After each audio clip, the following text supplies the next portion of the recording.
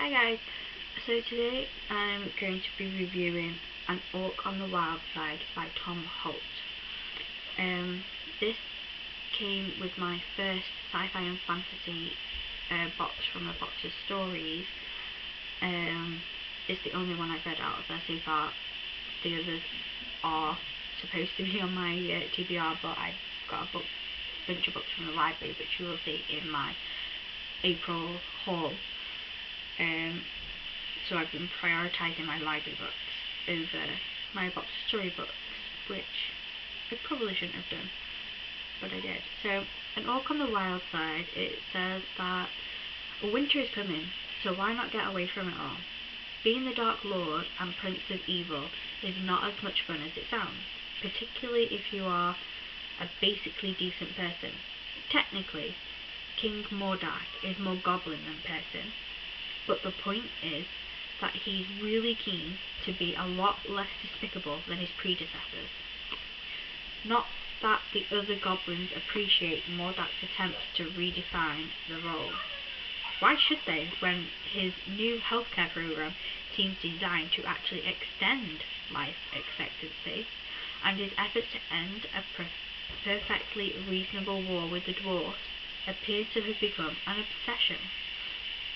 With confidence in his leadership crumbling, what Mordak desperately needs is a distraction.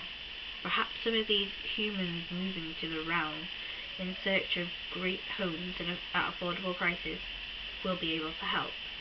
So I picked this book to read first because it reminds me a lot of the game that World of Warcraft, which I like to enjoy when I'm not studying, although I've been reading more than studying lately.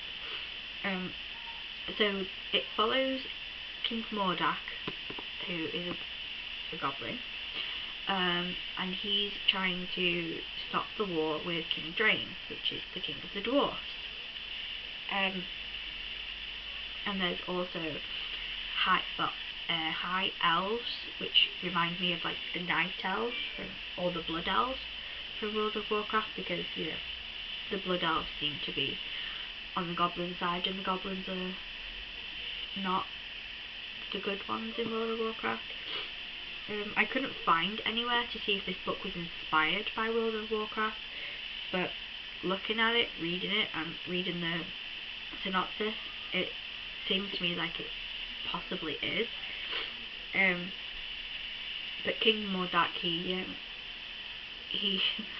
goes and creates a female goblin, which there hasn't been a female goblin in many years.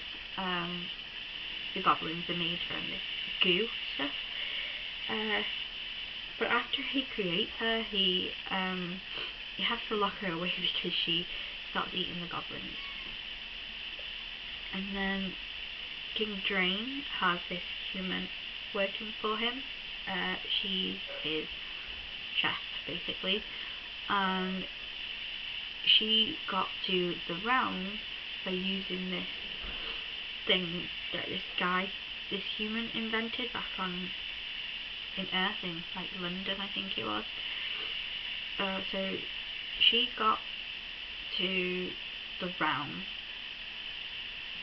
using his invention, and I think she's running away from something. But when she's working for King Drain, she contacts her friend who's like back in like London or wherever it is he is on Earth, not in a parallel universe called the Realm. She contacts him. He has a bunch of like crap in his warehouse. He sends it to her through this magical technology that can get her to the realm and get things to the realm. And she sends him gold to be like literally like a chunk of gold, which he gets, which he sells, and he splits the money between himself and her. So she's got like a quite sizable bank account. And as she's trying to leave the realm to go back home with all her money to retire to like the Bahamas or something, I don't know, if it doesn't say where she's going to retire to. Somebody comes and nobody's allowed to go from the realm back to Earth. Once they get to the realm, that's it. They're stuck there forever now. The portal between the two places has been closed. So it reminds me a little bit of World of Warcrafty. It's kind of like going from, like, if you've ever played World of Warcraft, you'll know this. It's kind of like going from Azeroth through the portal, the Dark Portal, into the Outlands. So like Azeroth is where the humans are, so like Earth, and the Dark Portal is where all the goblins and the dwarfs are. But there's also elves as well. It doesn't quite say whether they're high elves or night elves. I think it does say, but I can't remember. But they give me the vibe of night elves in World of Warcraft, which is the good side. They seem to be good compared to the goblins that they kind of work for. So yeah, Mordak, he wants to kind of bring peace across the realm, but the humans whose stories are also told in this, they don't want to be there anymore, some of them, because things just keep going wrong with their place. You know, they came to the realm and they paid like, say like £1,000 for a castle, where in England, in their hometown, a castle would cost them like £50,000. I know it's going to be way more than that. It's just, like money rate exchange thing. It's an exaggeration, but I gave this book 3 stars. I enjoyed it, but I didn't enjoy it enough to give it 4 stars. I'm enjoying my books from a box of stories. This is the 3rd one I've read now. The first 2 were from a fiction box. And there are quite a few of the sci-fi and fantasy boxes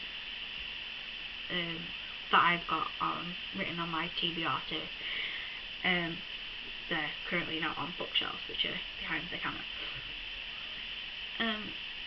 So yeah, if you're looking for something World of Warcrafty to read, I recommend An Orc on the Wild Side. I did actually see this in my local library the other day, which I didn't expect to see, seeing as it's a book that's supposed to need to be pulped because nobody's buying it. Okay, if you've read it, or if you've read anything by this author, Tom Holt, let me know in the comments, and I will see you in my next video. Bye!